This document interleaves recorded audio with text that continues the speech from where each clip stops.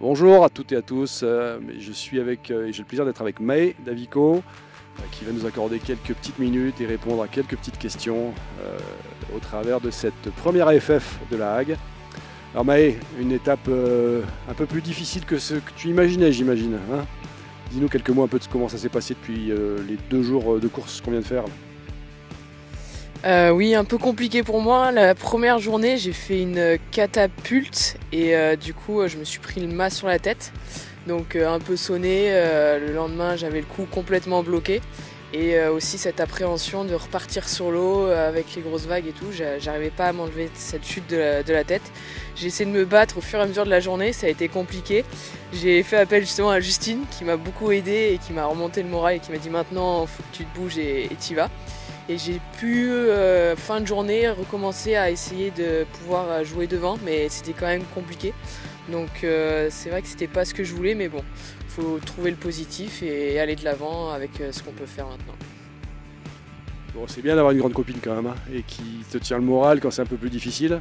Mais ça, on l'a vu, ce que tu décris, on l'a bien vu à l'image. Hein, on te voyait perturbé, mais cela dit, tout le long de la journée numéro 2, tu reprogressais, reprenais confiance. Donc, jusqu'à finir par faire des belles manches. Bon voilà, donc tu es classé 3e pour l'instant. Donc on va dire que le côté positif, c'est que tu es revenu.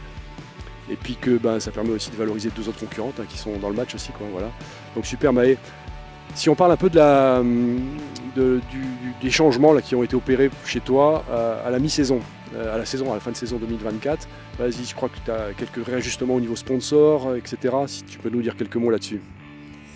Eh ben oui, j'étais chez Love Sail pendant ça faisait 5 ans, 7 ans même je crois que j'étais chez eux et je suis partie et maintenant je suis passée chez Patrick, full Patrick, planche, foil et voile.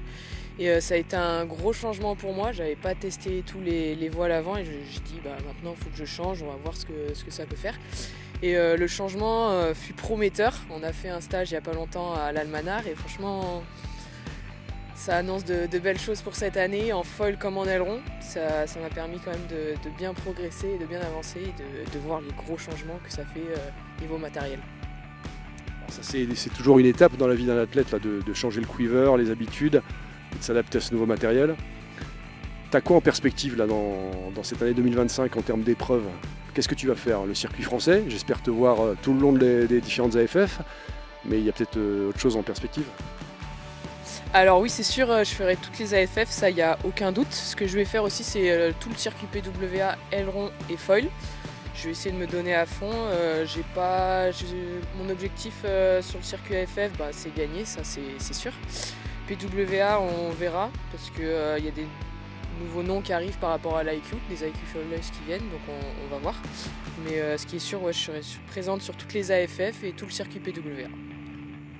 Il y a le circuit IFCA aussi qui se superpose par moment avec la PWA et quelques AFF. Tu essaieras des étapes au niveau IFCA ou pas?